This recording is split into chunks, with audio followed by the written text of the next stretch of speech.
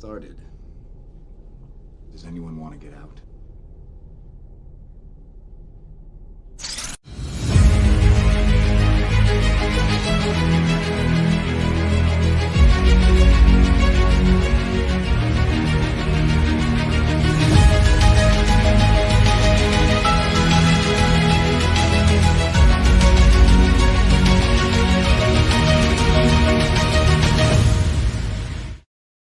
Hello, everybody, and welcome to this very special live stream.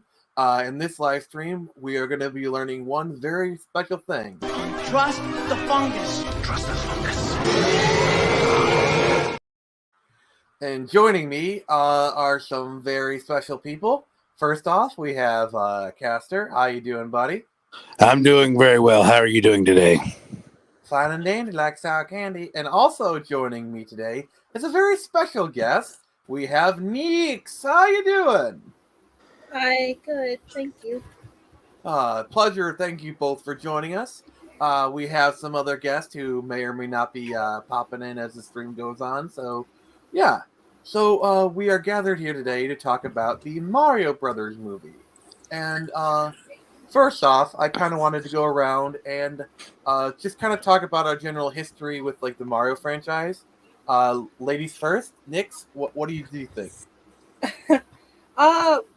I had, well, my aunt and uncle actually had the SNES.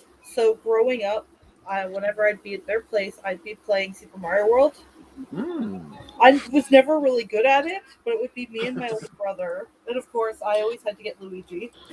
Luigi! But it kind of grew from there. I had an original Game Boy when I was a child, and I got, the 64. So I've basically been a Nintendo girl from day one. So a lady after my own heart. I actually, back when the Mario movie first got announced, started rereading the old Mario comics too. So, oh yeah, big Mario girl. Oh yeah, that's great. Didn't you actually go attend the showing dressed as Peach? Very casual Peach. I had the earrings and the crown. That is so cool. My niece, who is the whole reason I actually went to the opening day showing, had the Tanuki Mario hat, and she was just so proud of it. She went around to everyone she saw and said, "I'm Tanuki Mario." That is so adorable. If you ask her, the movie was absolutely perfect. Best movie she's ever seen, she said. Yeah, that's kind of something that I was hearing. That like it was just like the kids. It was like the kids thought it was amazing. We'll get into that. But Caster, what is your history with the Mario franchise? Well, let's see. I was there at the very beginning. The first Mario game I ever played was the first NES game I ever had, which was the original Super Mario Brothers. Back in like 1987 when we got our first NES, and then a couple years later we got Super Mario Brothers 2, and then a few years later got Super Mario Brothers 3. Super Mario Brothers 2 is actually my favorite of the NES trilogy. I know that's blasphemy for some people, but yeah, screw it. But I love the whole franchise. But once. But my history with Mario is a little bit spotty after that because I was a Genesis guy, so I had the Genesis, and then I went to the PlayStation after that, then the PlayStation 2. So I didn't really get back into the Nintendo until the GameCube, and then I played Mario on that. But then the thing is, I never had a Wii either. But Caster, you have earned this.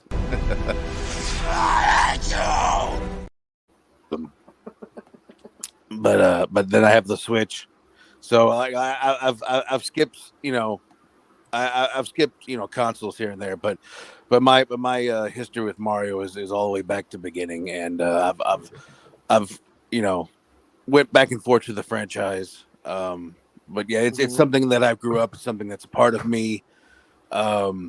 Every day back in like the late '80s, I used to watch the Super Mario Brothers Super Show every day. So and then it would be Zelda on Fridays. Well, excuse me, princess. Yeah, exactly. So I was there. So I'm an old bastard, but I was there for the beginning of it. You were there when the Koopas roamed the land. So as for myself, yeah, I'm kind of in a middle ground between like the super fan of Nyx and like the traitor that is Caster. Yes. Like I grew up with it. I played a lot of Super Mario Brothers 3 on the NES, like my sisters and whatnot. We a funny story. We had this we actually had this house rule that you couldn't pause it for 15 seconds. I can't remember why we had it, but that was just a house rule. And probably one of my another favorite memories I had is like my parents are going out and my sister April was watching me, and my parents were like, okay, don't play NES for the whole time. Okay. And as soon as they left, I said to my sister, can you play NES? No. And then like 5 seconds later, she's like, can we play NES? Yes. And then we played the whole time. And then when our parents came home, I was like, were you playing the whole time? We just looked at it and we were both like, no. Of course not. Technically, we were right. Yeah, of course not. Yeah, and like, although I always got into other systems along the way, I always had a soft spot for Mario. Wario Land 3 was like my first game I had on my Game Boy, and I always kind of came back to Mario because like they're kind of like going like it's like a fun place to go back to and visit. You know, even if you're playing the new games, it's just all familiar. It's like a warm blanket, like blanket that you've had forever. It's comfortable, and I've always loved Mario, and I think it's yeah. I was gonna say, and that's for new people and returning people. Like it's just you can just pop right back in, Yeah, it doesn't matter if you haven't played in like 5 minutes, 5 years, whatever. Mario will always be there for you. Yeah. Yeah, so since we've all kind of established all varying degrees of like, we like Mario, Nyx being the best of us. What were you guys' thoughts going into this movie? Caster, what were your thoughts going in? Well, let's see here. I when the trailer got announced, I kind of because the way things have been going in mainstream media, and the fact that it was Illumination, which is kind of like some of the problems we've had in mainstream animation for a while. I really didn't. I wanted to like hold my expectations basically, because I thought this could either go very well or it could go very horrible. But the more I started seeing about it, the more I felt better about it. And then when I found out Shigeru Miyamoto was behind the whole thing, and he was like basically, supervising, I felt 100% better because I knew that he wasn't going to let anybody fuck up Nintendo because to varying degrees, Nintendo has always been very particular about their products. Yeah, I mean, after the debacle that was the last movie, I don't blame them. Yeah. Also, hey Tevya, how you doing? Glad to have you here. He kind of popped in a second ago. I just didn't want to interrupt you, Caster. Oh, okay. I don't know if you, Nyx, we'll kind of get you in a second. But like, I don't know if you heard about this, but apparently the script was in a lot more of a different direction. Like they're gonna make Peach very girl bossy to like, and Nintendo actually stepped in and kind of like sanitized a little bit. Thank God they did because this has the same shit to me that went on with the Sonic movie, where it was like it was going to be a fucking disaster until at the last minute they were like, we got to fucking fix this. Like, and here's the thing I don't understand is like you have to fight these people to do that, and it's like, but if you make it to where the fans are going to like it, give the fans what they want, and they will give you their money. They will throw their money at you, literally throw their money at you, because when the Sonic movie came out, people looked at it and said, "Jesus Christ, this looks fucking horrible. Like Sonic with these chompers is giving me fucking nightmares." I mean, I just thought you just had to fight for your right to party. Exactly. And so like, Nyx, sorry to cut you off. I don't want to leave Nyx out of this. That's all right. That's all right. Go ahead. Yeah, I'm sorry. Sorry, I wanted to let you speak, but like I just want to give everyone a chance to talk. Yeah. No, getting tongue out here. Go ahead. Thank you for being patient. What were your thoughts going into this movie? Well, I think I was kind of same with everyone else with Caster here. I was kind of on the fence about it, kind of just trying to like no expectations at first, because like it could have gone horribly wrong, especially with, as Caster said, the illumination at the helm. Yeah, but exactly. The more we got of it, the more excited I got. And when they showed that that one trailer with the number you could call and the little website set up, the Super Bowl commercial, yeah, I got a little bit more excited because it kind of shows if you can go in with that kind of advertisement, and that shows you have a certain kind of passion for it. They went all out with that kind of thing. Like you call the number, you get to hear Charlie Day's Luigi, and that. Yeah, I'm not gonna. They had an actual website. Yes, I giggled. I actually giggled so much when I first heard it. And the second time I heard it, I played it for my niece, and she thought it was the greatest thing ever. Yeah, I think one stream I actually called it on stream and played it. It was great. Probably the moment that sold it for me. So going into this, I was like, okay, Mario movie. Like, yeah, Illumination, I was a little bit hesitant.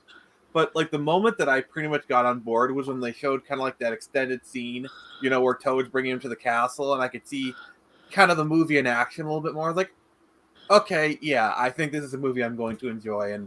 And yeah, just like that Mario Brothers commercial, where, like, also Tevya. Yeah, that too. Like when they played like the '90s Mario theme and just like do the Mario, like, yeah.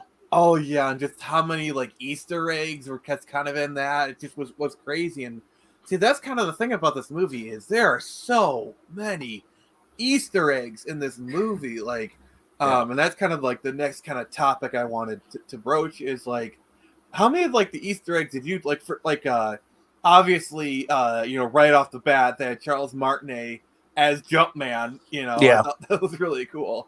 That was super cute. Did you notice how the pizzeria was Punch Out Pizzeria? Yes, I did. Oh my gosh! I saw Glass Joe. As soon as it backed up, I was like, "Holy shit, that's Glass Joe!" And like, the rival guy, the crew was a wrecking crew, which is like, oh my god, and you had some of the paintings on the wall. There was Punch Out. There was Duck Hunt. On one of the trucks, like kind of like a blink and you miss it, there was Stanley the Bug Sweeper. It was like, it was just like this is like something that like I could just watch over and over again. They had Mario playing the original Kid Icarus at one point, and I was like, on an NES. Yeah, on an NES. Oh yeah, I had such a huge like grin on my face watching that. I was just like, oh my god. For me, the part that kind of took it back to the childhood the most was when Donkey Kong appeared. They started playing an instrumental DK rap, like yeah. It's just like, oh my god, yes! Like, because like I'm sorry, I love DK64. I know some people don't like it, but screw it, I love it. I like how he was like, "Shut up, Diddy." That made me giggle. Yeah, they had the entire DK crew. Yeah. Sadly, I had to step out after I heard the DK rap because my niece had to go to the bathroom. I was like, okay, this is the best part, but you can always catch it again on like Blu-ray or something. Yeah, we're going back at some point to see it with my younger brother. Oh yeah, it's cool. Definitely a movie you can go see again. Yeah. Oh yeah. I'm excited.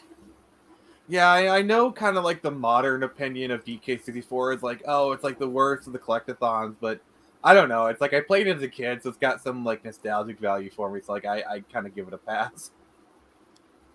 Yeah, my nephew was singing the DK rap all day yesterday to He my has annoyance. no style. He has no groove.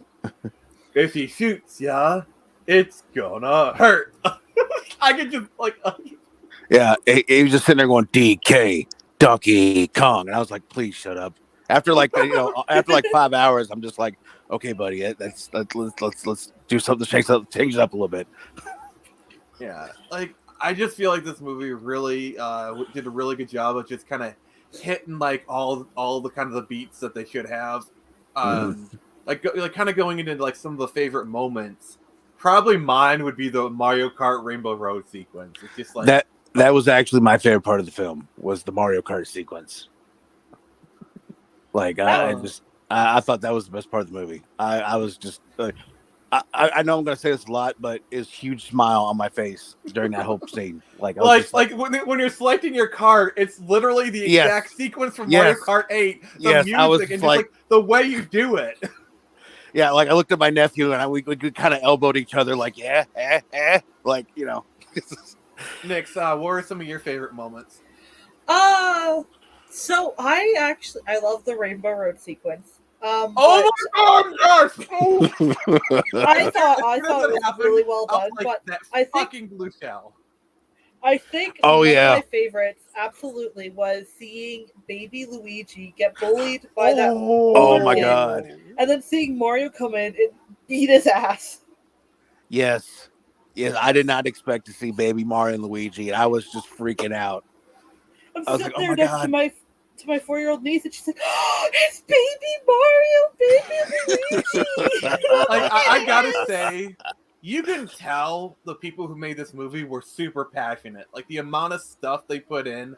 This was not definitely. a just get it done job. This was a labor of love. Like absolutely. My oh, go ahead. I'm sorry. That's why when those trailers started coming out, I was like, "Oh yes, this is gonna be made by people who actually like the series. This is gonna be made by fans." You could just tell from the trailers alone. There's a lot of love. My oh my god, yes, the baby Peach sequence, that was so great. Oh yes, yeah, she was adorable as fuck. I was just like, oh my god, absolutely, her little like cape. Oh, I gotta say, this movie actually very subtly kind of hints at like a larger story. Like they actually do, like they kind of sequel bait you, but like it's not like an end stinger. It's more just like story elements, kind of like loose threads. They'd be like, for example, the origin of Peach. Where did she come from? You know, kind of thing. Yeah. Well, Charlie Day actually, he said in an interview that he was hoping at some point to get a Luigi's Mansion movie. He didn't just say Luigi movie. He said Luigi's Mansion.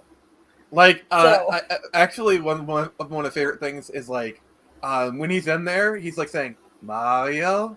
Like he's like I am certain that's a Luigi's Mansion reference. Well, yeah, absolutely. I caught it immediately. I was like, ha. Yeah, when he first pulled out the flashlight, my nephew was like, "Is that Luigi's Mansion reference?" I was like, "I think it is." So, speaking of probably my favorite reference is the ringtone was a GameCube startup sound. Oh yes, I caught that. I was like, "Oh my god." I've heard that sound so many times. I pinged that son of a bitch. I was like, I know exactly what that is. Like hearing that made me so happy. One little thing it's the slightest of disappointments that I had was when he went in the mansion. I was really expecting there to be booze.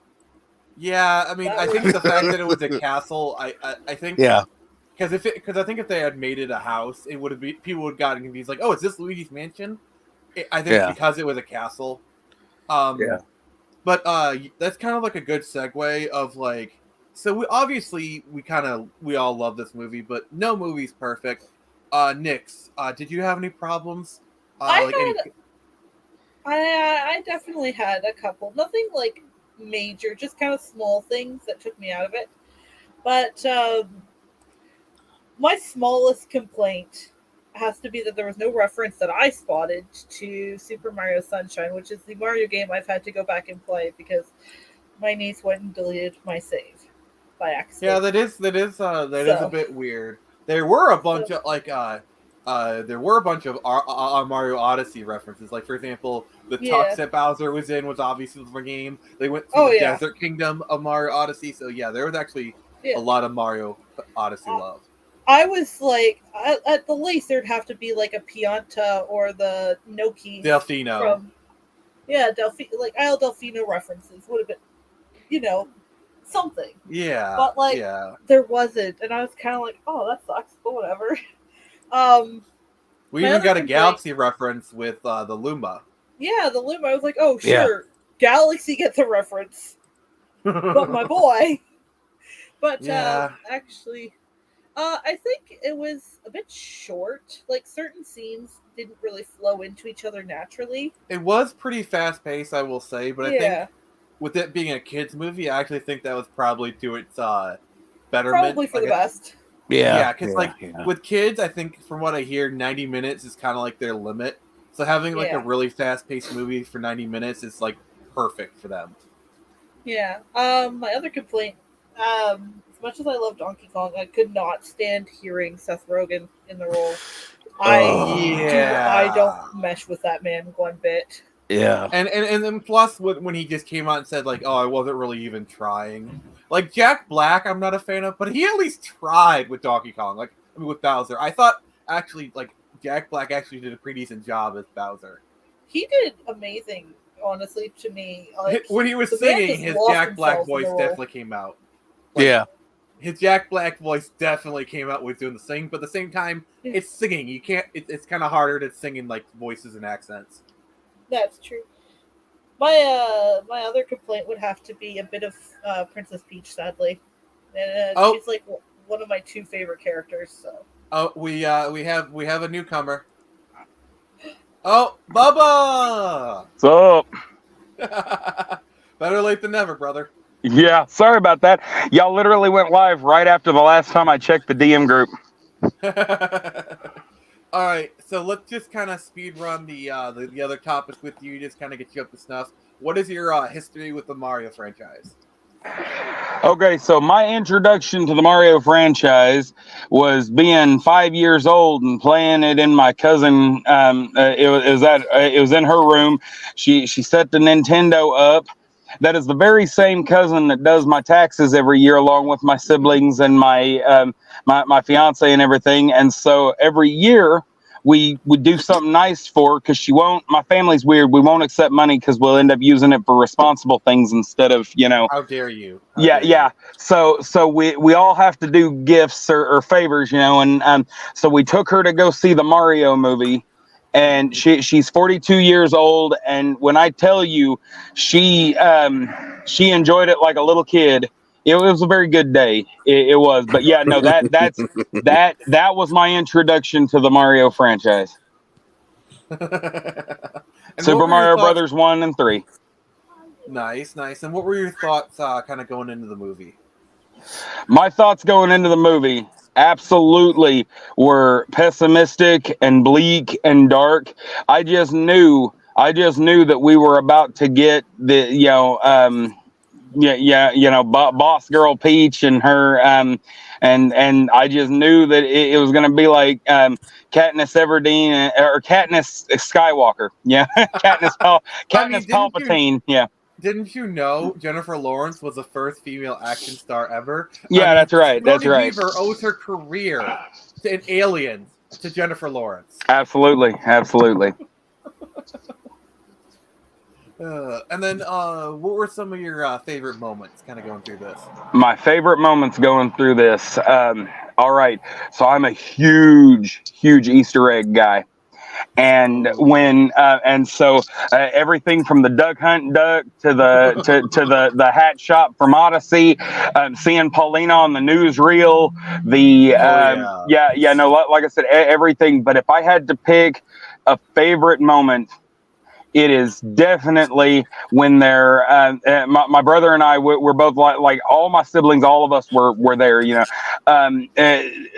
We like freaked out when Luigi's running through the dark lands and he gets into the castle, and we were expecting there to be booze all over the place, and then all of a sudden it was the Shy Guys. That was awesome. And if I'm being honest, seeing all of Donkey Kong's fans out in the audience, they were all wearing the Donkey Kong ties, you know, because they're his fans. This is my shirt. Yeah. So, and y'all have probably seen the shirt on Twitter a few times, but I do. I've got the Mario symbol on the pocket. I've got the I've got the Triforce Kirby and Samus Aran symbol on the back.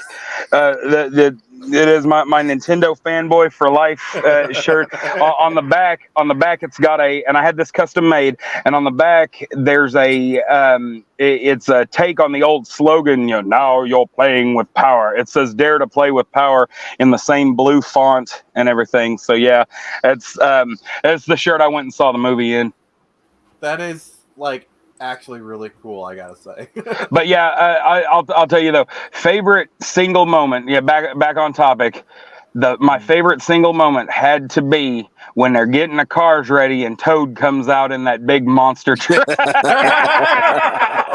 I love how he has like the sunglasses. And he's, oh yeah, that was great. Why? Why would Yeah, so like, I didn't really have many criticism for this movie myself. Probably, the thing that kind of took me out of the movie was them using like real world songs for this. You know, kind of like the Shrekker Illumination kind of thing. Like they fit kind of, but like it still kind of took me out of the movie a little bit. It's more of a minor kind of thing. What did you guys think about that? I had to stop myself from singing when they put Take on Me. Take on Me. Yeah. I Need a Hero. I was like, oh yeah. I need to resist. Must resist temptation. I didn't really have a problem. This is an 80s legacy property, so I didn't really have a problem with the 80s. You know, so I still liked how the owner of Punch Out Pizza was Jumpman. That was absolutely. By the way. Yeah, boys. Yeah, and you know, I've met him. I've had him sign my my slipcover to Mario 3D Land for the 3DS. Oh. Yeah, no, and that same day I met Kevin Conroy and had him sign my Arkham City. But anyway, you lucky bastard. Yeah, and they were in the booths next to each other. Like the two of them kept talking over the divider to each other, sounding like Mario and Batman. It was like the best thing ever. But my god! No. You have earned this.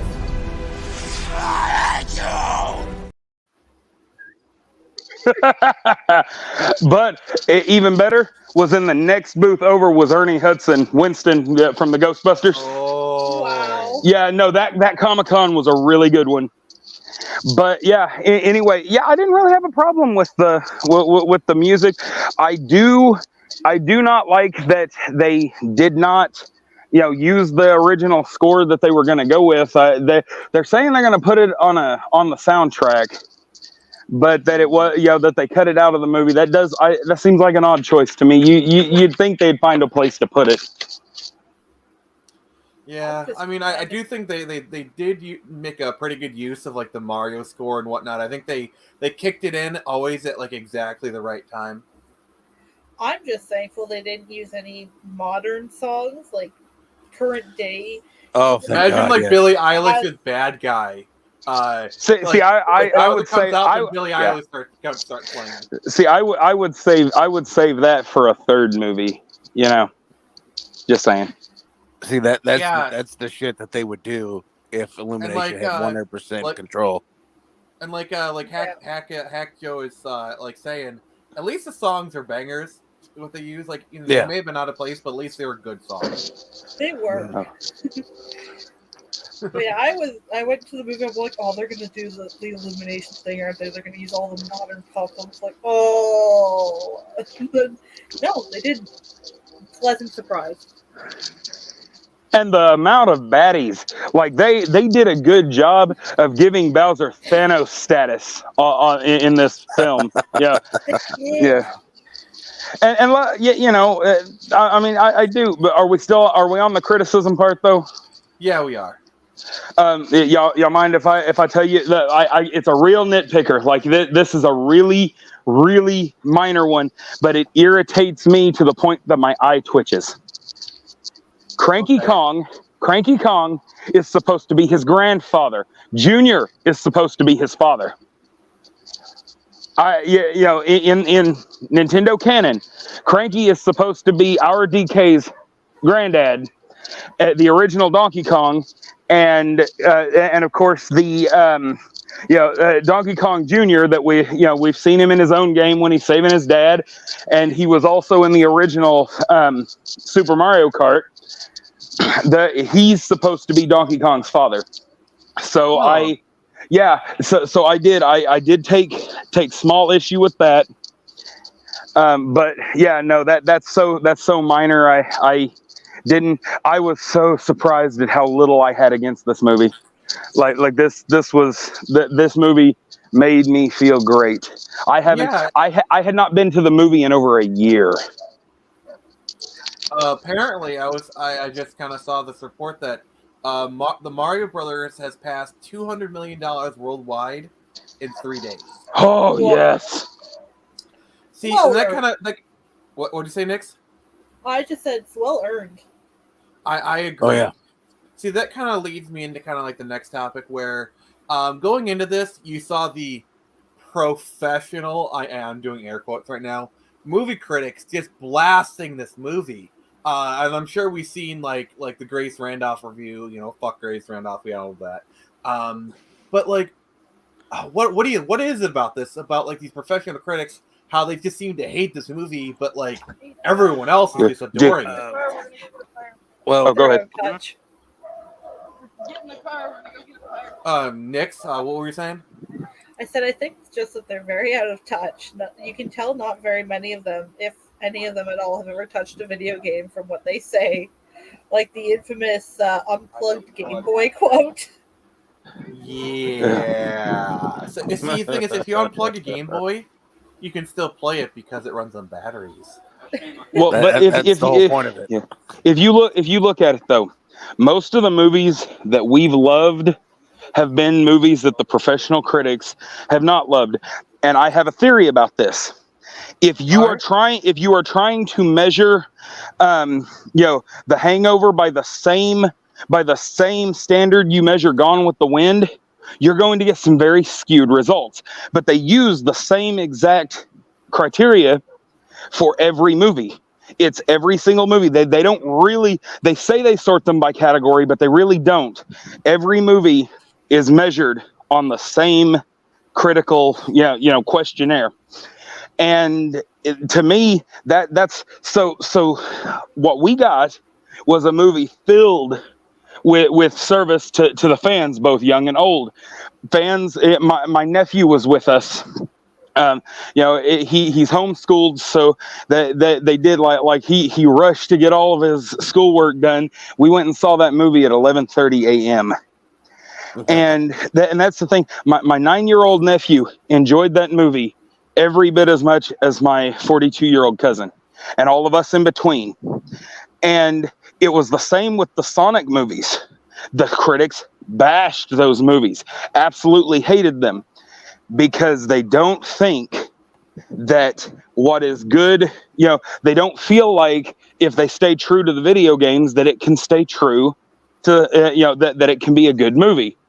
They have been proven wrong several times now.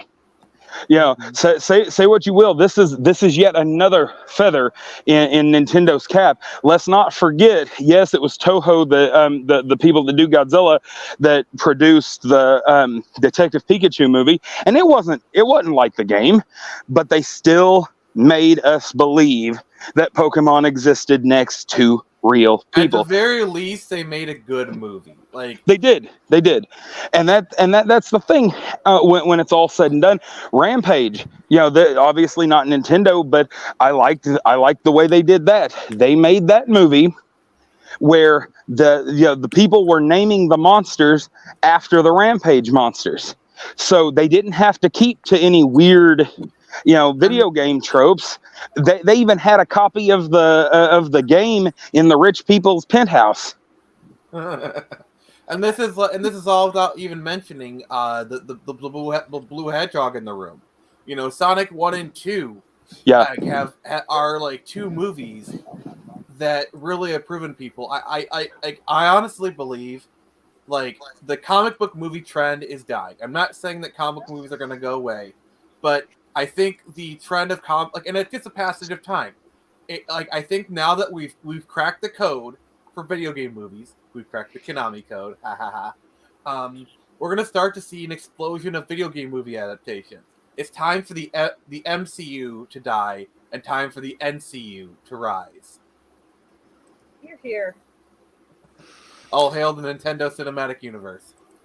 But there's one thing that I got to point out. See, the thing is with I don't think people are necessarily having comic book movie fatigue. I think they're having bad comic book movie fatigue. I agree. Because like I'll sit there and watch 20 damn comic book movies in a year if they're all effing good.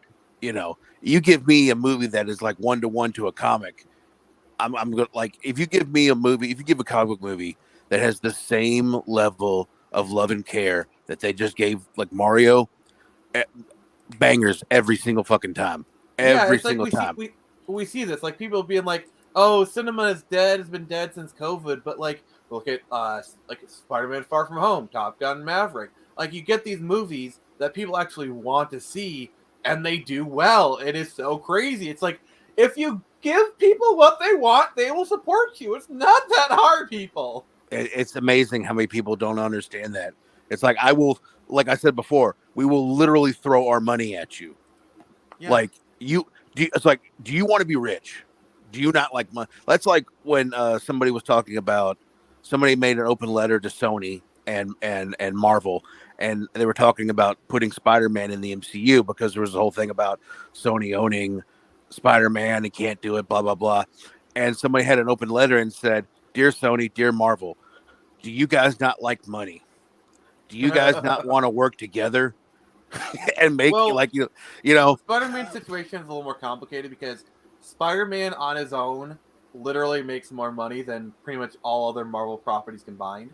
It's literally like a $25 billion property and whatnot, and so it's actually, I don't want to get into Spider-Man too much, but yeah, it's a more complicated kind of situation. Yeah, but I mean, like the Tom Holland Spider-Man kind of like revitalized the franchise a bit, and because he was in the MCU, so like I'm just saying, like if you quit fighting and just give people what they want, then you're really gonna make money hand over fist. I don't understand that. Yeah, like I just don't understand how people don't understand that. Like what Hack kind of said, like it's not just that we're getting video game movie adaptations. I mean, obviously Last of Us is a thing, but we're also getting movies like Tetris on Apple Plus, where it's an honest look at a interesting story, where it's not like, oh, we're gonna do this all tongue in cheek. Oh, we're covering video games. No, they're actually doing an honest, because the Tetris story is actually an interesting one. I was very surprised by that. Like you have no idea. You have no idea how shocked I was that they could build a story around Tetris. Well, if you knew like the story of like how it got out, it's actually a really interesting story. That's pretty much almost how it happened. Like they had to sneak it out of Russia and everything. So there was like competing licenses. Like Maxwell Computing owned the PC licenses, and then this other guy had the console licenses. Yep. And like basically Elrog was playing them against each other. It's like I think the gaming history, like if you want a political documentary kind of perspective on it, the Gaming Historian does a really good video on it. Yeah. Gaming Historian, he's just an awesome YouTuber. I really recommend his stuff. But another kind of like common thing that people are talking about this movie is like Peach being a Mary Sue, and I kind of wanted to touch upon that with you guys. So Nix, you've been kind of quiet. What are your thoughts on people saying Peach is a Mary Sue? Oh boy, do I have some thoughts. Well, that's why I asked you to illuminate us. But Eliminate. so I haven't exactly been quiet on my opinion of Peach Mhm. on the movie on Twitter. She kind of, yeah, definitely kind of fell into the Mary Sue category for me. And I know everyone's got their own definitions of Mary Sue and like what qualifies as a Mary Sue to them, but I think for me, it's just that they went ahead and made her a little too badass and no real flaws. Yeah. Like we see when Mario's doing that whole training montage, she tries to comfort him by going on to say how bad she was at it at first, but then kind of backtracks when he pushes her a little on it and admits no, she got the first try, and then tries to say that's because she grew up there. But like, I grew up in Canada doesn't mean I'm a perfect ice skater. Heck, I'm not even really. Oh, you're good. not? Okay, we need to take your Canadian card away. But like, No more Tim Hortons for you. I think it would have been a lot better for the story, and because they were trying to make her a proactive female leader, sort of a role model for little girls. That's what Anya Taylor-Joy said they were doing, at least. Fair enough. But I think it would have helped a lot for her and Mario's bond, as well as for the lesson they're trying to get across to little girls. If we had seen in a flashback or so, when she's trying to cheer Mario up, that she failed her first time trying the course too, and that she had to get better at it to become the badass she is now. See, and the thing is, I think this is what a lot of writers they miss the ball on is strong characters are not strong because they were born strong. Like, okay, a great hero is made; they are not born. Exactly. It's like we want the struggle, we want the triumph. It's like that's why training montages are so popular because it's like you start off weak and then you end strong. It's just like a great little kind of microcosm. And I think like her explaining like, hey, I sucked at it too. And maybe I picked it up faster than you. Because she was born there. But like, hey, I suck too, and then kind of show her like defeating a couple times. It just like maybe 10 seconds more worth of footage, and it would have made her character so much better. Well, I do. Oh, go ahead. Sorry. I was gonna say I kind of would have like she gets shown by these toads how she's supposed to go about it, but then she kind of Mulans it. She like, well, I can't do what they're doing. Let's get down to business. Because she's not a toad, she's a person, she's a human, so she'd have to do it her own way. She'd have to think around all of the more physically challenging stuff. And I wasn't really too fond of her in the wedding dress, her getting the blue power up and then going like Ninja Girl on everyone's butt. Well, kind of a lot. Well, I can understand it though, because a lot of people keep saying, well, she was about to kick all their asses on. Bear in mind that she was in that position to begin with. No matter how strong and powerful she seemed, she was in that position to begin with because he was in a position to destroy all the people that she cared and loved for. Hey, John. Hey, John, sorry. It's okay. But she would have escaped with nothing but her own life. There would have been little toadstool spit roasts all over the damn place. He would have absolutely decimated everything. So it's not like she was powerful enough to just take him on by herself. Case in point, later on in the fight, her, Donkey Kong, and Toad literally get bodied 3-on-1 with Bowser. I mean, they're not... I'm just saying, like, the three of them, I mean, Donkey Kong goes in there and decks him, and then he tosses all fucking three of them in one, like, slam. Like ragdolls. Yeah, and that's the thing. I can tolerate how strong, how overpowered Peach is for two reasons. One, even by her own admission, without the power-ups, she's not that strong. Like, it ain't like she's about to body shot Bowser in one go. And two, it took absolutely all of them. Like, if she would have escaped with nothing but her life, had she made any kind of stand, what she was planning to do regardless, all the prisoners would have been dead. Everybody, and it wasn't like it was just Mario. It took Mario and Donkey Kong showing up when they did. And Luigi still had to fight. Like it wasn't even like the prisoners could just sit back afterwards. Dizzy. John, my God. Yeah, John, you need to fire up your editing software and do this. I need to see this. We all need to see this. I would absolutely pay for that. Honestly. Man, I tell you, Seth Rogen was not my first choice, but we ain't on that topic yet. But as far as Peach goes, yes, was she a little overpowered? Yeah, I agree. But as someone who literally learned how to play Mario from two of my older girl cousins, I remember Mario represents the player in that particular instance, and you've got the NPCs or more experienced players. Oh boy, yeah, well, but valid criticism. That is valid. But the point is that let's not forget Mario still got the hang of everything in a single night. Like he still managed to get almost to her level in a single night, and definitely by the end of that movie he was every bit as good as she was. So and Shigeru Miyamoto was a part of the production team, and you can tell there were several times where it looked like they were veering left and took a real hard right. I think that was him not letting them bastardize his work.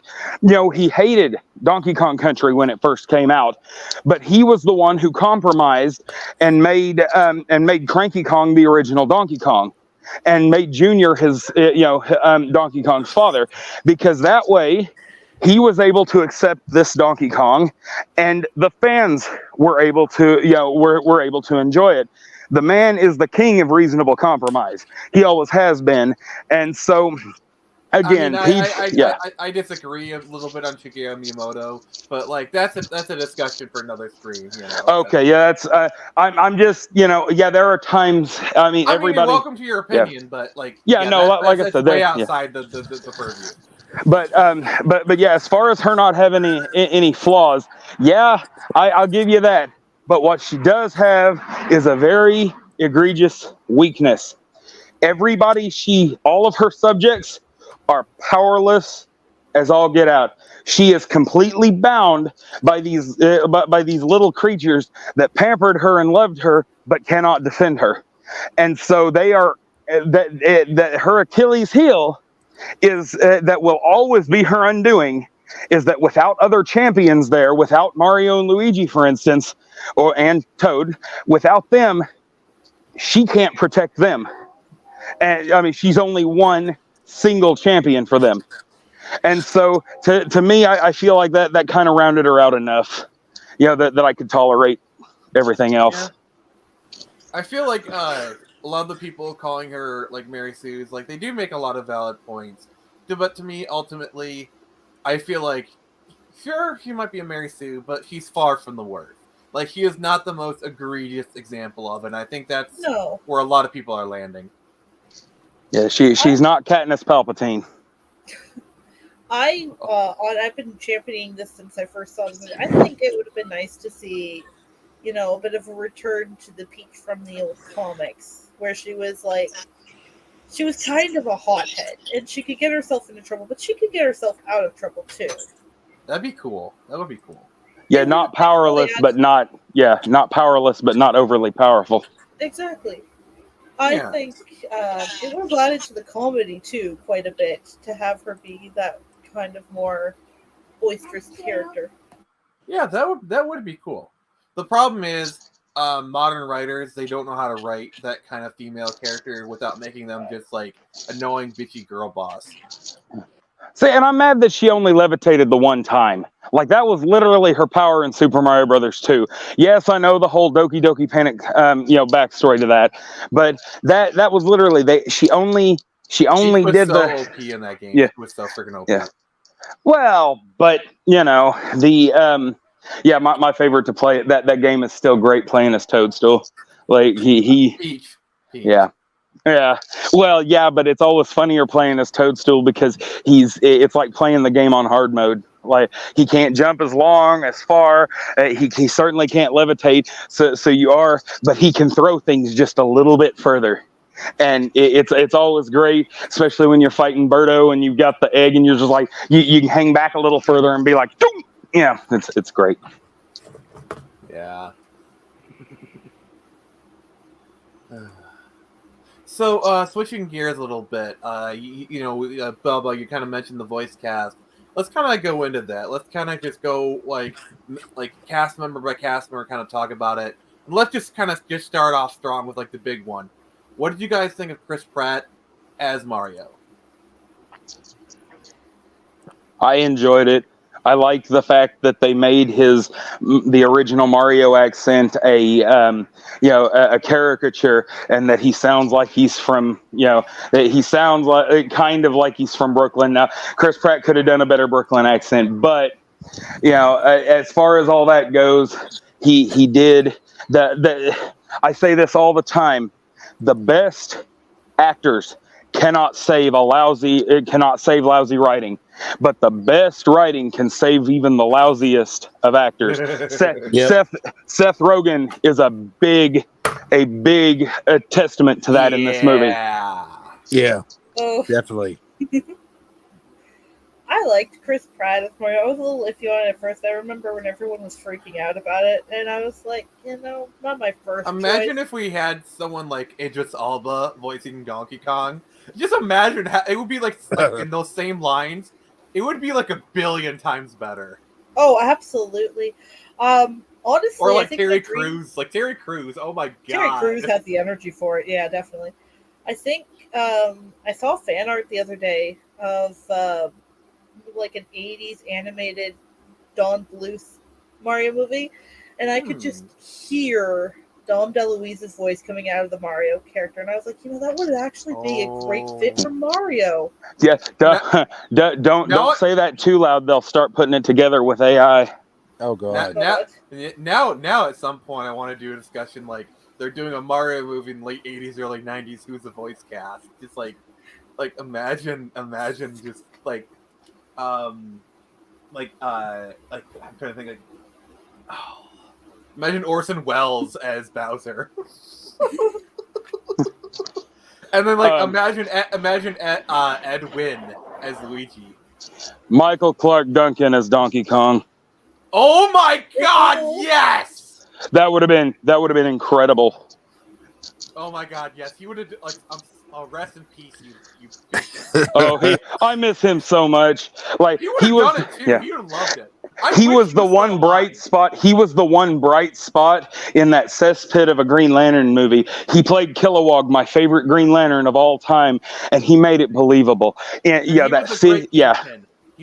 Oh yeah. See, and now that they're doing the interdimensional stuff, I'd love to have seen Vincent D'Onofrio and Michael Clark Duncan try to out Kingpin each other. Michael Clark Duncan would beat his ass. Well, I'm talking about the lead up to it. I'm talking about their the chess game across the board. Like I would have loved to have seen that.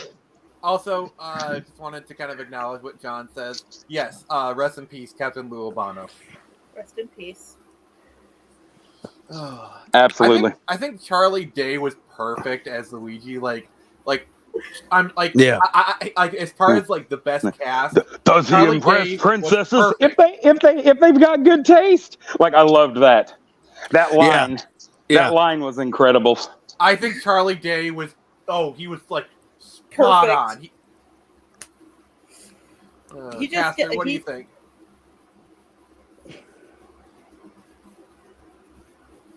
So what were you saying next? Oh, I was just saying, I think he hit every line perfectly. Absolute perfection.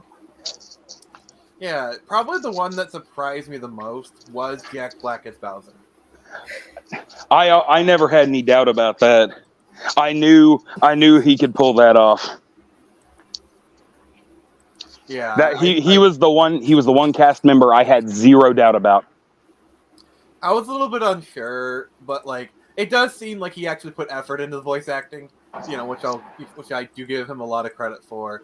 Obviously, the one that, like, even from the start, we all knew Seth Rogen as Donkey Kong was gonna suck. We all knew that. Yeah. But he It did. wasn't But much of a again, shock. but again, the writing saved him from sucking. So it's one of those things. Is he who I would have chosen? Hell no. But yeah, and see, that's my problem. They're talking about doing a Donkey Kong movie now, and I'm like, that's great, but I don't want Seth Rogen to play Donkey Kong.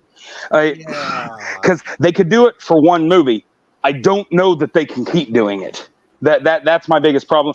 And the way him and Anna Taylor-Joy talk outside of the movie, like they're ruining the experience for a lot of people because they can't quit running their mouths. Which sucks because I'm actually a big Anna Taylor-Joy fan. Like, her voicing Peach was like the one bright spot when it first got announced. And I think she did a good job. I mean, she's basically just kind of doing her own thing, but like, her acting was good, even if she's just doing Anna Taylor-Joy. Yeah, that's fair. Could have been better, but like, for doing herself, I think she played it well. So like, all right, let's kind of do some little bit of a fan casting. So like, imagine if they bring in Wario, Danny DeVito. Oh yeah. Yes, absolutely. And Waluigi, Steve Carell. Oh my god, yes!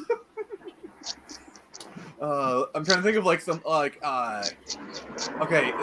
So for a Donkey Kong movie, they're probably going to use King K. Rool. Who would you cast as King K. Rool? Ooh, let me see. That's a good question. Who would you cast as Diddy? Have it be like probably someone a little bit younger, but like I know if they do end up going through with this DK movie, they'd probably go for like what's his name? The Spider-Man guy. Yuri. Oh, Willem Dafoe No. as King K. Rool. Oh, Actually, no. That actually sounds really That good. actually sounds really good. He'd do a good job on it. oh Like, yeah, He was the coming only for good you. thing in the Death Note movie, I remember. yeah. The one bright spot in the Netflix adaptation of Death Note. Yeah. Yeah. It's funny how the old saying, even a broken clock is right twice a day. Yeah. Nothing can be ever completely terrible except for except for M Night Shyamalan's Avatar: The Last Airbender, that movie, and Aragon, the Aragon movie. Those two have absolutely no. Bubba? Yeah. Bubba? Mhm. There is no movie in Ba Sing Se. Oh. There is no movie in Ba Sing Se. There has never been a live-action Avatar movie. Oh. Okay. All right. The Earth King has invited you to Lake Laogai. Whew. All right. I can dig that. Oh. Oh, hey, Wizard Brain, what's up? And you talking about fan casting? I would have wanted Uncle Iroh. Like, I would have wanted him to play Cranky Kong. Who? The guy that played Uncle Iroh originally that died. Like, you talking about? Marco? Yeah. He would have been great for that. Yeah, I wasn't a fan of the cranky voice. It was too young. But my brother brought up a really good point. Not only did he seem too young, but he also my brother was like, that is Junior. That he's pretending to be his dad, like kind of like that, But yeah. I will say, so the person that I would have picked to play Cranky, he's since passed on, is Ed Asner. Oh yeah. He passed away a few years ago, but he would have been perfect. Like, his voice would have been perfect for Cranky Kong. Absolutely. Mm-hmm. He did sound like a freaking deli owner. That's why You want some pastrami with that?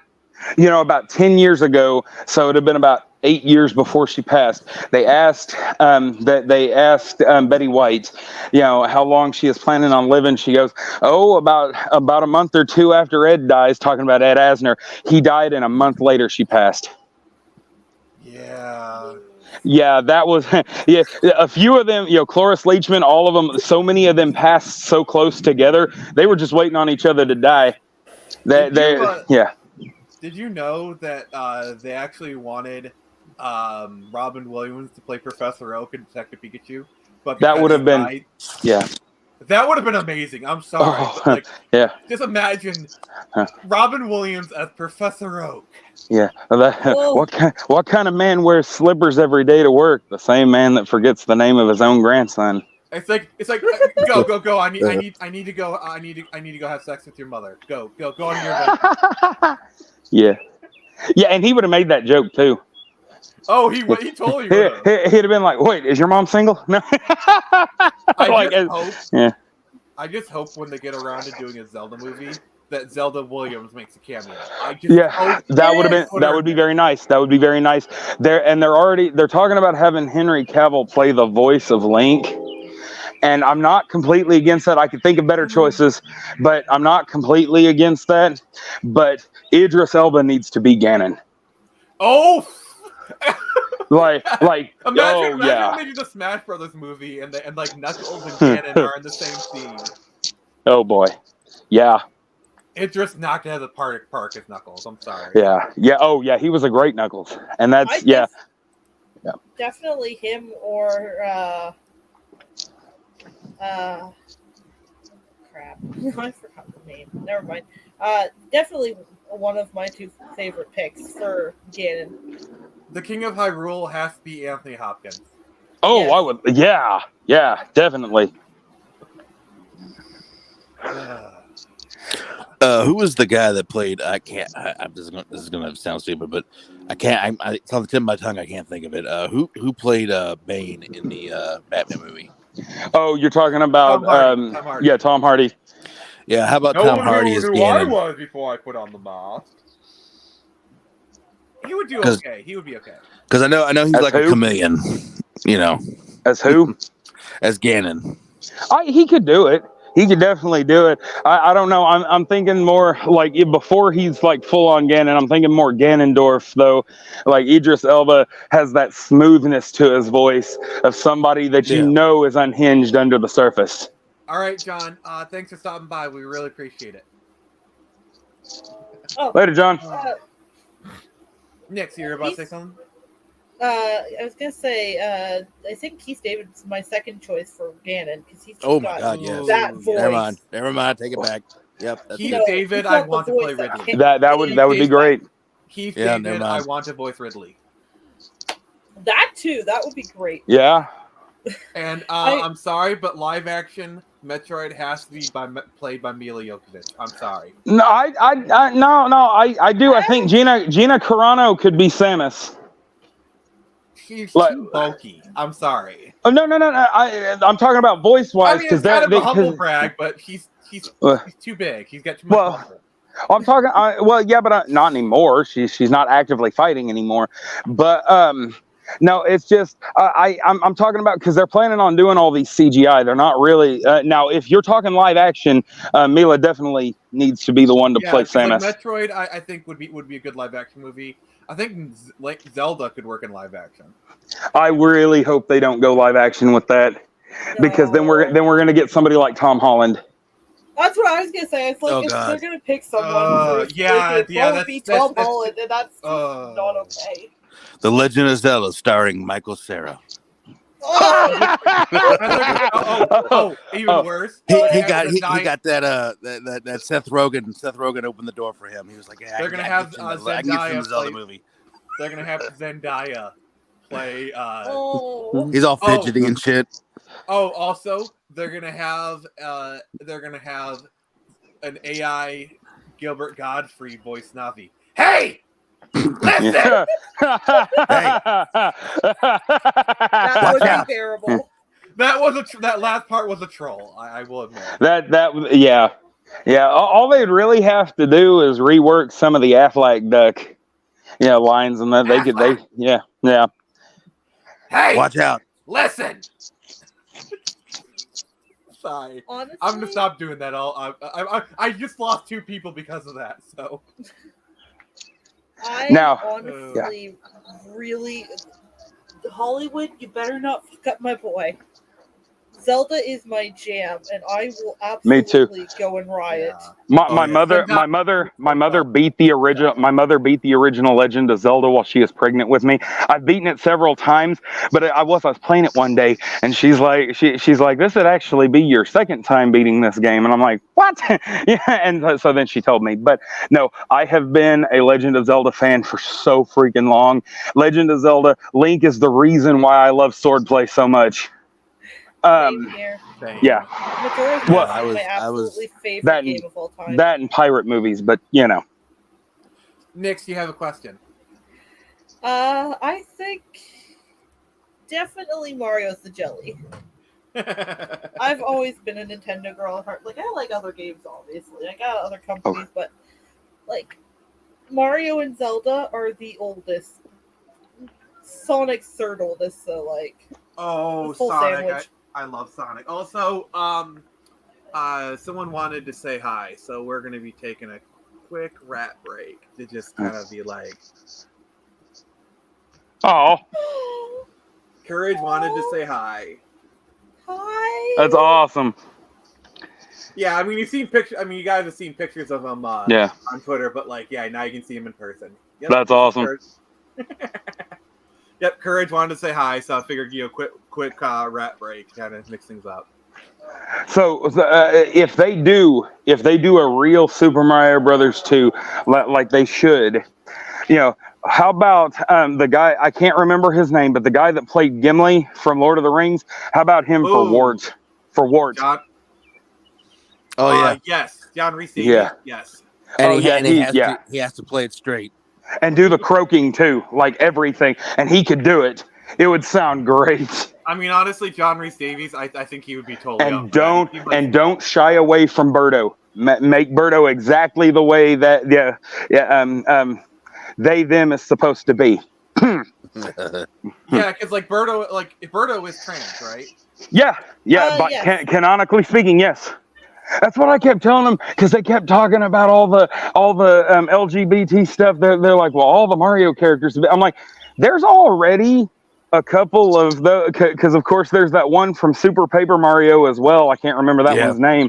So I mean, this has already happened. Y'all are Poison what? from Super Age is yeah. Well, that too, but I'm talking about specifically Mario. Like, so it doesn't make sense for them to be complaining about a lack of representation when there's already two very loud and proud trans characters in the Mario universe. I mean, hell, Nintendo's been doing this stuff for a long time. Like, you know that sequence in Breath of the Wild where you're trying to get into the Gerudo? Like, there's that guy that's like explicitly kind of like flagged as kind of like a trans person, you know?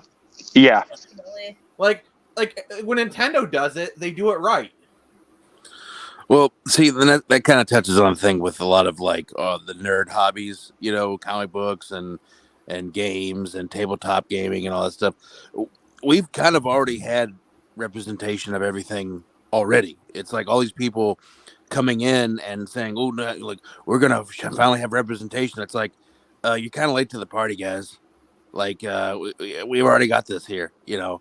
Yeah, and it's like you corner these people. You ask them like, "Why are you turning all these established characters into POCs?" It's like, because if we make an original character, no one will care.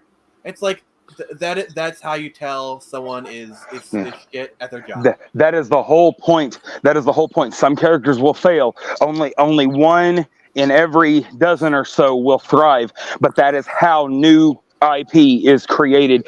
That is how, and some characters might not be meant to be full blown star characters. Some of them might thrive as supporting cast, but you never know if you don't take a risk to begin with.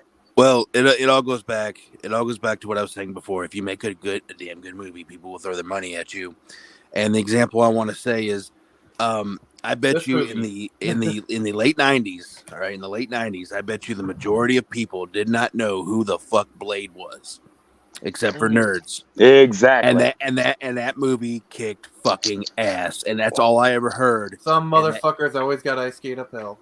Well, And well, it's just, but that's the thing. Yeah, it only lasted for a season, but they even did a straight to TV movie that kicked off a series of Blade because of the success of the Wesley Snipes movies. Oh We yeah, had that, Spike. yeah, with the House of Chitin and all that, Spike. But either way, that was because of branding change that didn't last a second season. It actually had decent ratings, but the thing is that series would not have existed if Wesley Snipes had not made that character so prominent. That's what I'm saying. Yeah, Yeah. like he was. It was for by and large by most people. People even the didn't third know who one, that and character people bitched was. about it, and they still liked it.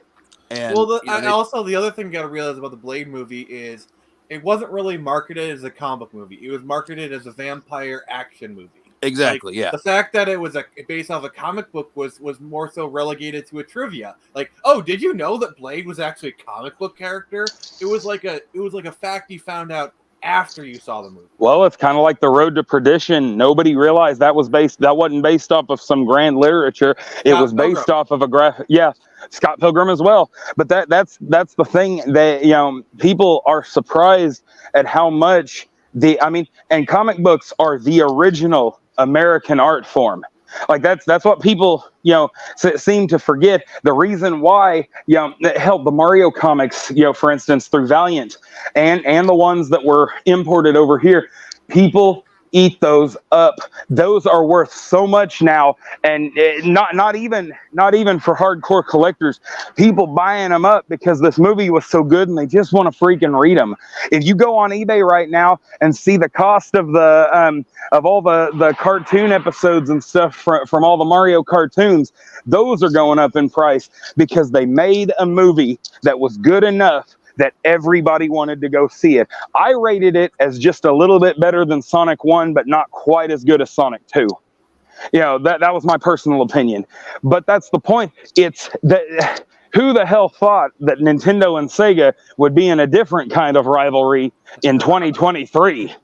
Yeah, I don't think it's gonna be as bitter. Yeah. I don't think it's gonna be as bitter. Like, we might see some, like, they might kind of poke fun Well, at no, the old especially rivalry. since Jakks Pacific is doing both the toys for Sonic and Mario. Yeah, like, honestly, like, what I want to see? I just want to see a combined Sonic and Mario game. They need to make an Olympics joke. Come on, man, that would be great. Like the because you remember the Sonic and Mario Olympics. Like they need to do like a short film series or something. That would be absolutely hilarious. And they could imagine, if they ever do the Super Smash Brothers movie that we so desperately want, I imagine Sonic and Mario be like, "Hey man, I haven't seen you since the Olympics." Yes. That would be clever.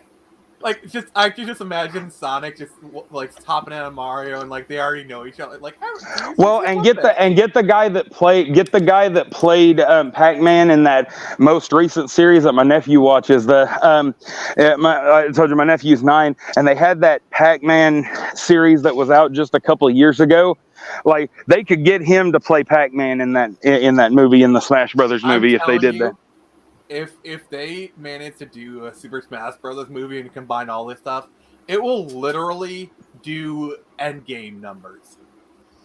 Oh, that'd be so cool. Like, let's just imagine a movie with Mario, Sonic, Mega Man, Link, like the Pikachu in it, Donkey Kong.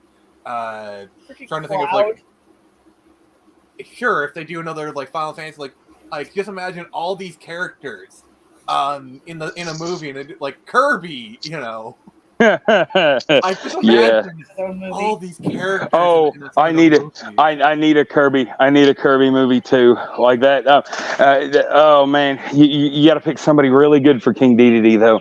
Now, Antonio, now that show, the Right Back at You show, made me really think Antonio Banderas should play Meta Knight. But oh my god, yes. But just imagine him like Hispanicing it up. Like, he basically just does Puss in Boots, but Meta Knight. Yeah. Did that into my veins? Yeah. But yeah, no. I don't know, because it's got to be somebody over the top emphatic for King Dedede. Super Monkey Ball movie. Oh Lord. Yeah, Super Monkey Ball. Yeah, that would make a nice movie too. I just want to. I just want a good Mega Man. Okay, I guess we're talking about Okay, so I guess the topic now. What video game movies do we want to see?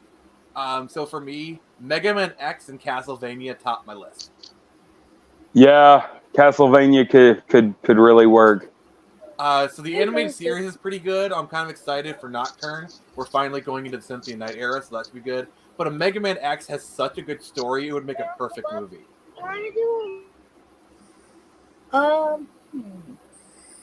I Caster. honestly, Nix, what do you want to see? I'd want to see a Legend of Zelda movie, not like based on any of the games themselves. I want them to do what they did with Mario and kind of just take elements from the games, make their own unique Zelda story. Did you know that Imagine actually once pitched a Zelda movie to Nintendo? Imagine was the people who did like Astro Boy, and they did the Turtles movie from the late 2000s. They're not around anymore. Yeah, they actually, and there's the pitch video is actually on YouTube. Damn. And then there's always the IGN April Fool's Day trailer from like how long ago was that? Like, you guys know what I'm talking about? I remember that. It was a remember long that. time ago. It looks I was good. so It looks good. But I think my second biggest pick would absolutely be Luigi's Mansion movie. I think that's coming. I think that That better be coming. Mario. I kind of hope they bring in Daisy too in the movie. Have any of y'all played Superstar or not? Yeah, have any of y'all played Mario Luigi Superstar Saga on the GBA or the 3DS? I have not. No, I haven't. Okay, they did. You play as Mario and Luigi in those games. It took in the same vein as the original Mario RPG, but you played as only the two of them, as Mario and Luigi, and they had an entire set of attacks depending on what weapons they had or whatever, and that they were called brothers attacks.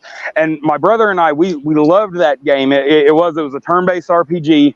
And at the end, there was a really cool callback to that when the two of them both hit the invincibility star at the same time. Like they did the full they did the brothers punch right, on Bowser, and it was a really nice callback to a game that nobody freaking remembers. Oh, I thought they were doing. I thought that final attack. I thought they were doing an homage to Kamen Rider. Like I thought. Okay. So, I think the game was an homage to the Kamen Rider attack, but that's but regardless, because they did the N64 toss, and then they finished him off with the brothers punch, and it was like I said, for somebody like me, and my brother is 9 years younger than me. I'm 31. He's 22, but the two of us, when I was a teenager, he was a little kid, but he grew up playing all the games I was playing, and so it was just like I said, the whole thing was absolutely magical. But if I had to pick a game, like not repeating any of the stuff you got, because all of y'all have had great ideas, and Mega Man and The Legend of Zelda are both ones that I'd love to see. And I'm not gonna lie, I would like Dr. Wily to be played by I can never remember his name, but the dude from Princess Bride, inconceivable, that would be great. I just hope that if they do a Mega Man movie, at one point Dr. Light needs to say Dr. Wily. Yeah, but he needs to say that at least once. But yeah, it's okay. As long as we're talking about video games that absolutely need, because I mean they've done Street Fighter to death. They've done good grief, but I think honestly, and this isn't even a game I really grew up playing, but I would absolutely love to see them do like straight up based off the first game, Banjo-Kazooie. That would make a nice story. They could put butts in seats with a good Banjo-Kazooie movie, and not Okay. Yeah. Okay. Who's voicing Gruntilda? I got Whoopi Goldberg. Whoopi Goldberg. I don't know. I'm not a fan of hers anymore. Yeah, well, I'm not a fan of Ron Perlman either, but I can recognize that his work is good. No, my pick. I think she's passed on, but Cloris Leachman would have been amazing as Gruntilda. Yeah, but she's not around, and and you're right. She would have been perfect, but I don't know. Because you want somebody that can have a low voice and still cackle at the same time. You know, because that was the whole. Angelica Houston. That could work. That could work as long as we keep Rosie O'Donnell away from it, like completely. Oh God, yes. Because they were talking at one point in time that they were talking about doing an animated Banjo-Kazooie movie, and her name came up in the list. I'm like, hell no. Oh dear God. John Goodman has to play Banjo. Oh, that would be awesome. That would be absolutely beautiful. Yeah. Okay, who would play Kazooie? Because I'm trying to think. Kristen Chenoweth. Who? Kristen Chenoweth. But let me think of where y'all know her from. Oh hell. I mean, she was Glinda in Wicked for all on Broadway for a long time, but that let me see where y'all would know. Yeah, her I'm from. culturally. I'm not. Do you remember? Oh, do you remember the Robin Williams movie RV? No. Vaguely. Damn it! I'm trying. Yeah, she played the federal agent's wife that was buddies with him the entire time, and I'm trying. Trying to. Damn. Yeah, I'm drawing a blank at anything I think you guys would know her from. Well, to switch things up, who would you get to play Tootie? That's a good question. Chloe Grace Martinez. Yes. Yeah, that'd work. That'd work. Oh. Okay. All right. Let's see here. What other caster? What video game movies would you want to see? All right. Okay. Well, I don't know if this would translate well to a movie. Probably maybe a TV series, but I would like to see something with like the Legacy of Kain. You know, because that's been seriously neglected. It's such a great story. Yeah. Only if Amy Hennig is involved in the writing process. Yeah. Oh, most definitely. Yeah. Most definitely. I'm still salty. I'm still salty for Naughty Dog for letting Neil Druckmann boot her off Uncharted. I'm still mad. Yeah. Because she pretty much she made those 3 games. She made the Legacy game series. What it is today, and it's amazing. But you know, I would like to see like a Metroid and Legend of Zelda and stuff like that. I'm trying to think here what would be a really good movie that no one's ever said anything about. Crash Bandicoot. Well, I mean, yeah, I guess. Spyro, maybe. I'm trying to think of more of less of a cartoony platformer. I'm trying to. Yeah, because Crash Bandicoot would probably work as like a Netflix CG cartoon. Yeah, definitely. Mm-hmm. I don't think or maybe I don't know. I mean, I don't know if there's enough meat there for like a full-on kids movie for Crash. What about a Metal Gear Solid movie, but it's not as convoluted as the games? Oh Lord, yeah, they could simplify that story. Hideo Kojima has to make a cameo, and David Hayter. Absolutely. Yeah. Oh, David Hayter gets to write the screenplay. Because David Hayter is a screenwriter for Hollywood. Yeah. He wrote X2. Just imagine, like, oh my god. It's just like one of my Japanese animes. Like, just imagine you just kind of hear over the comms, you hear, like, David Hayter as Snake. Yeah. Okay, that is base. That is base, what Jack just said. You know, be like, Colonel, there's a lot of enemies here, and some with apparent superpowers and a flair for drama. Just imagine like the Psycho Mantis fight, You know, it's like, Yeah. and if you look behind you, you can see an audience full of people. And then literally you see the camera, he looks behind and looks right into the camera. Colonel, whose are these people? They're people to see the movie Snake. What? Yeah.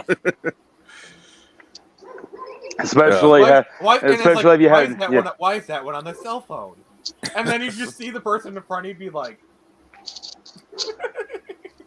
especially if you had Psycho Mantis played by Ryan Reynolds. Oh well, no, William Dafoe. He's getting old for all that though, and we'd have to see some real physicality. He'd have to slim down a lot because Psycho Mantis was a stick. Yeah, that's that. And like I said, he'd have to look like he did in Platoon. Who would you have play Sniper Mantis? Is it, or what is it? Sniper Wolf. Sniper Wolf. Yeah. Tom Holland as Otacon. Do you believe that love can bloom on the battlefield?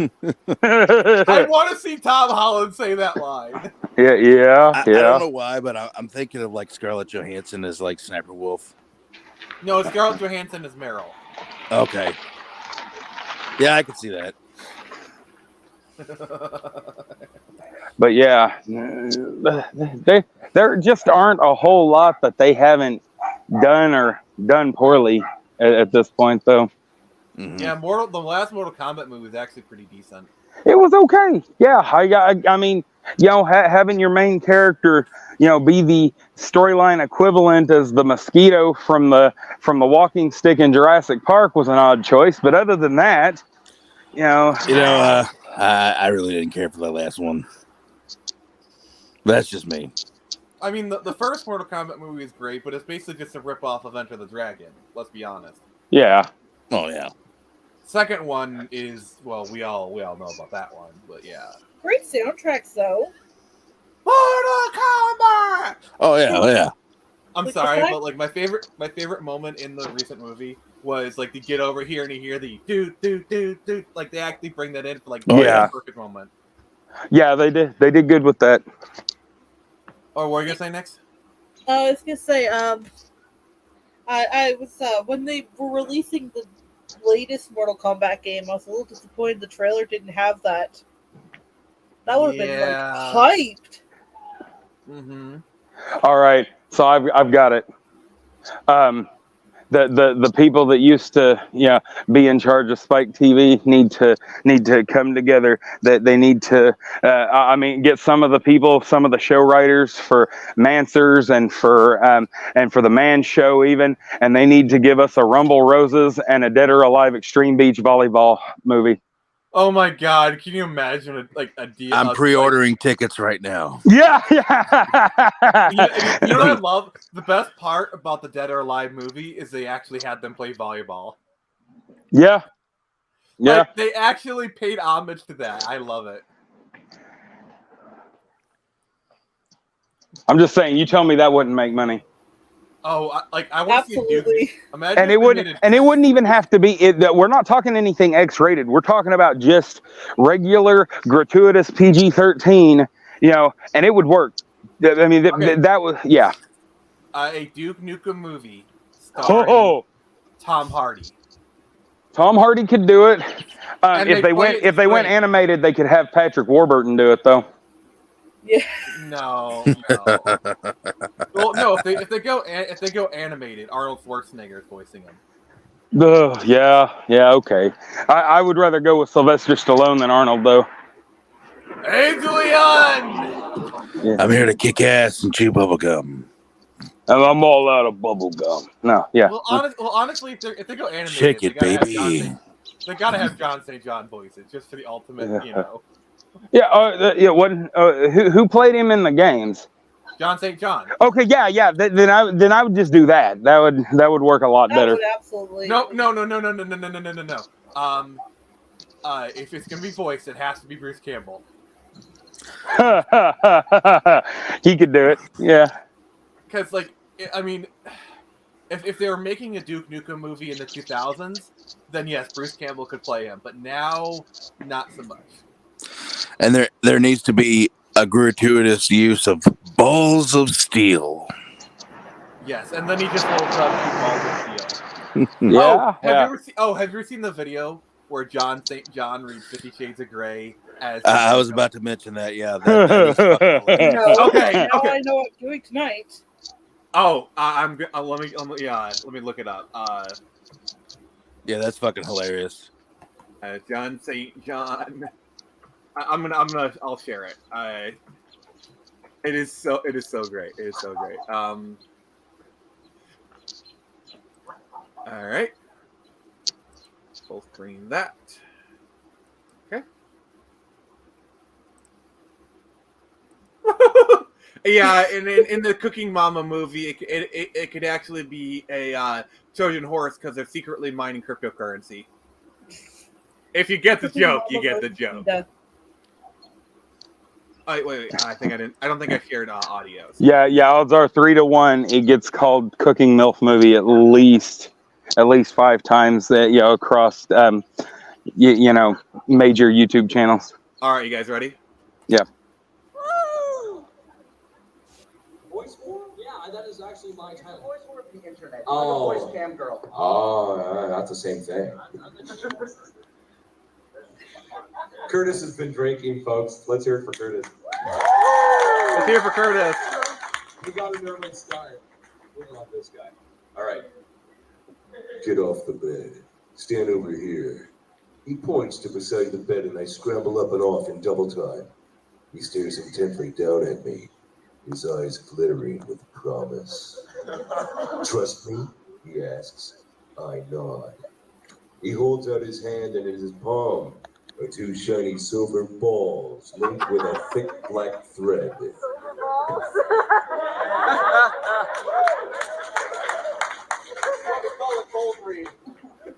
These are new, he says emphatically. I look questioningly. What? Questioningly? What did you say? We didn't say it was good grammar. Questioningly. Thank you. I look questioningly up at him. I'm gonna put these inside you. Then I'm gonna spank you, not for punishment, but for your pleasure and mine. He pauses, gauging my wide-eyed reaction. Inside me? I gasp. And all the muscles deep in my belly clench. My inner goddess is doing the dance of the 7 veils.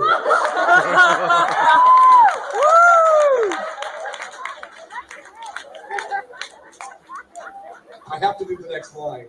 Yes, please do. Oh, fuck. Okay, that is Oscar material right there. That was hot. I think I need some ice water. So.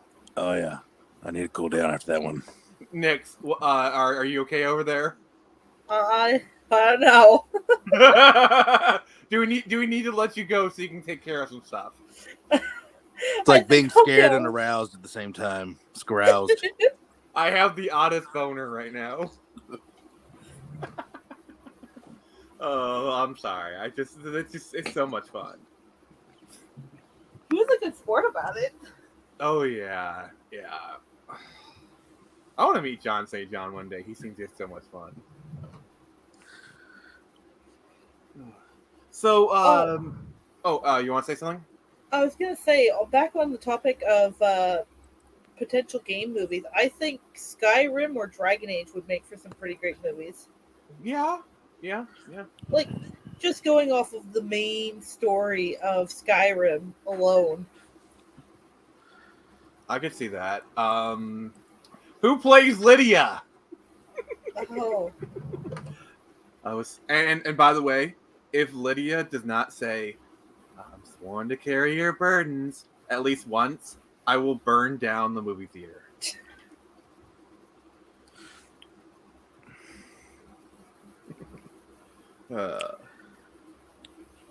General Tullius.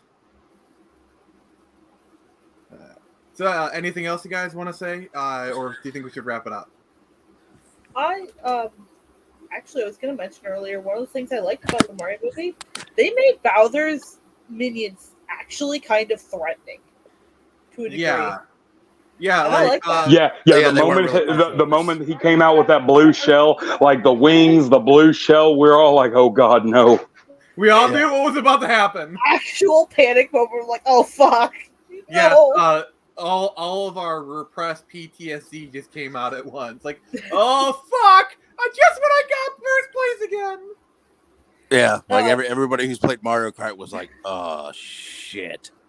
They made the dry bones threatening too. I wasn't expecting them to do that. I didn't expect that they get such a prominent role in the first half of the movie, and they made them like the living dead. I also like how we got to see Bowser turn one of his own into a dry bones. Well, let's crazy that happened. And let's face it, the bomb is still the bomb and the bullet bills are still the most utilized baddies of all time. The Goombas and the Koopas are the ones using them, but it is that was just absolutely beautiful. Hell, the bomb was the one thing the Bob Hoskins movie got right. Yeah. The minor role of the Shy Guys. Wait, are you saying that you don't trust the fungus? Trust the fungus. I absolutely trust the fungus. I've got that. We watched that movie 5 times this year already, getting ready for this movie. I honestly think that movie, it's not a good Mario movie, but exactly. But as a movie on its own merits, it's actually as a silly, campy action movie, it is still a good movie, and it had enough Easter eggs in it that I can tolerate that it existed as a Mario movie. No, it could have it could have been a lot worse. Oh yeah, and especially when you realize that Scapelli was supposed to be their weird de facto Donkey Kong, and they turned him into a chimp. Like the whole situation was just really weird, but they did that. They at least didn't make it so. They didn't make it boring.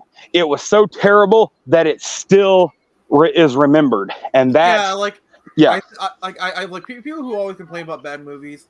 The worst thing a movie can be is boring. Like, for example, take the Street Fighter movie. Is it a bad movie? Yes. But is it literally one of the most funniest movies ever? Also, yes. Because, like, for me, when it comes to the Street Fighter movie, you've got to go in with it with mindset that you're watching a loving parody that's an action comedy. Have you lost your mind? No. I think you've lost your balls. but the fact that Guile was fucking Cammy the whole time is great. But the Mario the '93 Mario movie actually did set a important precedent that everybody follows to this day, and that is that canonically, or it set some canon, which is canonically his name is Mario. Yep. Luigi Mario. Even and between that and the bomb, even that proverbial broken clock, right twice, and so there you go. But and they did a good job of showing how close Mario and Luigi are, regardless of all else. Both movies that have been in the movie theater now have done a really good job of showing how close Mario and Luigi are, But my last thought on the Mario movie, obviously I'll have plenty more, but my last thought for today, and I appreciate y'all listening to me rant too, but my last thought is that the composer for the Donkey Kong rap not getting his name that's fucking bullshit. I agree. That hurt that hurt 6 generations of Mario fans right there. He wasn't even asking for money, he just wanted his name there. Yeah, that, like, the fact that it was, like, Donkey Kong rap from Donkey Kong, it's like you could tell there was, like, a hole in the credit. You had to credit something. But it said Donkey Kong 64 on there specifically. And I'm like, you couldn't have put him... I mean, he still works for Rare. Like, he's still an employee for Rare. He worked for Nintendo. He has worked for Nintendo, yeah. Yeah, you could just say composed by. He composed Mario versus Rabbids. He still has that. All they had to do was put his name there. He wasn't even asking for money. He just wanted his name there. and that bothers me a lot. And it's like honestly, I think that's probably what it was, because if they put his credit there, they might open themselves up to legal action. Also in Rabbids. All they have to do is literally be like, "Hey, we're gonna put this in the movie. We'd like to credit you. Can we just give you $100 and be fine?" You know, Yeah. or something like that. So that like they could say, "Hey, we gave him money," you know. But yeah, no. And one last side thing, if y'all notice, the Rabbids, when they walk out in their weird little suits in the Mario plus Rabbids, and they do the high five and everything, they are making a parody of the Bob Hoskins, John Leguizamo, Mario and Luigi. Yeah. Right down to their weird little uniforms. That was one hell of an Easter egg, and since they're rabbits, that's even funnier. And since it's Easter, anyway. I guarantee you, if Bob Hoskins was still alive, he would have gotten a voice cameo in this movie. I guarantee you. Oh, that would have been awesome. Oh yeah. And if he were still alive, John Leguizamo wouldn't have been a jerk, and they could have been like, especially, I loved that their parents got to see them save two worlds. Like that was beautiful. I loved, a lot of people are mad because they had so many family members. I don't know. I like that, but Bob Hoskins would have played their dad. We all know this. Oh, that would have been awesome. Yeah. I don't know why. What he says makes no sense. He's Hispanic playing an Italian character, and it's like I literally think the only reason he said that is because he wanted to get his name in the paper. I think that's the only reason he said something so stupid. Probably. I think if they gave him a cameo, he would have never said anything. I think he would have just shut up. Yeah, but the problem is, the thing is, I guarantee you, if when they do the Luigi's Mansion movie, they would have given him a cameo on that one. They might have let him play one of the bad guys. They still might. They could have him play one of the ghost bosses. Oh yeah, too, because you see King Boo in the wedding crowd. Yeah. And King Babam. Yeah. His ass like asleep in the anyway. And of course the most quotable line in the entire Mario movie. That means you too, Diddy Kong. Yeah. No. The best line is peaches, peaches, peaches, peaches, peaches, peaches. Yeah, okay, but that's not a dialogue line. That's a singing line. There's a difference. Yeah, the Diddy Kong line that made me giggle. Especially since you see all of his sidekicks from the N64 game and the Super Nintendo games. Yeah. Like they were all sprinkled through there. No, and it was specifically Donkey Kong 64 because you had Tiny Kong, you had Dixie, it was because Dixie wasn't there because it was very clearly not Dixie was that one. It was, I think it was Tiny Kong, and then you also had the other one, the strong guy. Lanky wasn't there, but because the baby one wasn't there, so it wasn't the DK3 version. It was DK64. It was very clearly they were trying to do the DK64 crew. Now, I would love to see some cameos of the cast of the CGI Donkey Kong show from 1998. No singing. No singing. But I would love to see some. I would love to see some cameos of them in the Donkey Kong movie. They could even give us an excuse why Donkey Kong has a different voice. Like they could make it magical. They could do whatever they want. They could put somebody in that role that would be worth a damn. But I just say just recast it and then don't say anything. I don't think people care. But fair I'm enough. sorry. I had a doc appointment for this movie for a distinct lack of Funky Kong. They came close with the kart guy, but he was not Funky Kong. No, it wasn't. There was no Funky Kong, so I had a doc appointment. Yeah, that's very true. Another good thing about the movie, actually, they made Bowser threatening and funny all at the same time. I'm sorry, that opening scene. Do you yield? Like those penguins are so hilarious. I do not. The opening scene got the biggest laugh in the theater that I was in. Also, And every someone season correctly we know it. predicted on Twitter like a few months ago. That movie got that laugh, and people had already seen it if they watched the Yeah. trailers. Like, that's the best part. That got people to laugh anyway. Yeah. That's how you know it was a good joke. Yeah. Just because like they're just so deadpan, like they're so deadpan serious about how awesome they Well, were. well, then they played that song from like Kill Bill, on top of it. And I just made the joke because like then they cut it out and they showed what was actually happening, and it's just so great. That like I give that part a pass because they actually use it for a joke. Good movie. Good movie. So Yeah, 9 out of 10, definitely. yeah, I give it a 9.5 out of 10. So what are your guys' final thoughts on the movie? I want a sequel. That's Yep. Yeah, Absolutely. I want more.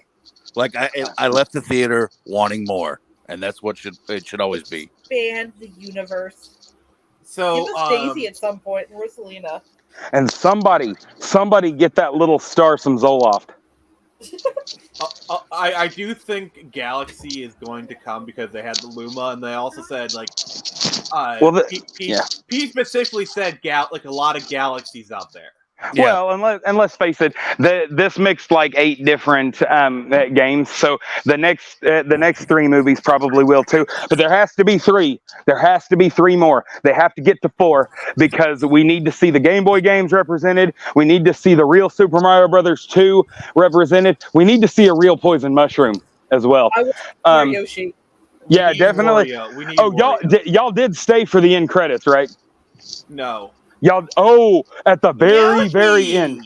At the very end, the egg starts to crack. The egg that was on the wedding, wedding present table, and it's in the sewer in New York City. Oh wow! Yeah, so the egg starts to crack, and that was the very end. So yeah, that's going to be fun. Odds are 3-1 that their mom is the one taking care of Yoshi when they get back. And I see. So at the end of the movie, they're living in the Mushroom Kingdom, which makes perfect sense. But I do think the next movie will be kind of like a mixture of the 2 worlds. I think they're probably going to go into like, I'm going to call it right now. Daisy is Peach's sister. Or no, there's 3 sisters. There are 3 sisters. Daisy is the one who's still back on Earth. And Peach and Rosalina are the ones who went to the warp pipe, but they don't like. It's like, oh, well, we have my 3 sisters, and you see 3 girls. Okay, one is in yellow, that's Daisy. One is in pink, that's Peach, and then the oldest sister is in blue, which people will correctly guess as Rosalina. Okay, and I know this is a long shot, and it's really, really wrong, but I really want the woman that played Aunt Petunia from Harry Potter. She was Lena in the Bob Hoskins movie. I want her to reprise that character. That, like, if it'd be animated anyway, I would love to hear her voice play that character. If that's the case, Samantha Mathis has to make a cameo. Samantha Mathis was Daisy in the Mario movie. She was. Yeah. I think you're absolutely right. That could work. Like I think. Oh, hey Ryu. Hey, what's up, brother? We're kind of closing up on things. We're still gonna be going for a little bit, but hey, how you doing, man? But yeah, I think the 3rd movie is probably going to be like both of those. We're definitely going to go into more Peach's backstory, and I'm calling it right now. There's 3 sisters. Peach is the middle child. Daisy is the youngest, and Rosalina is the oldest. And it's just you're gonna have a picture, and it's gonna be yellow, pink, and blue, and that's gonna tell you that Rosalina's out there. Searching the cosmos. Yeah, she's in the and I think the 3rd movie is gonna be more Super Mario Galaxy. That would be really great. Yes, but have it introduce the Koopalings. Yes. Have each one of them. The 3rd movie makes perfect sense. But I'm just saying, have each of them be the ones that steal the stars. They actually did make a shout out sort of to Ludwig, who is on the piano. Yes, he is. Yeah, also, he jacked his son's piano. Oh, also, for Ludwig, they need to have him. If they have Iggy Koopa, it has to be played by Dave Grohl.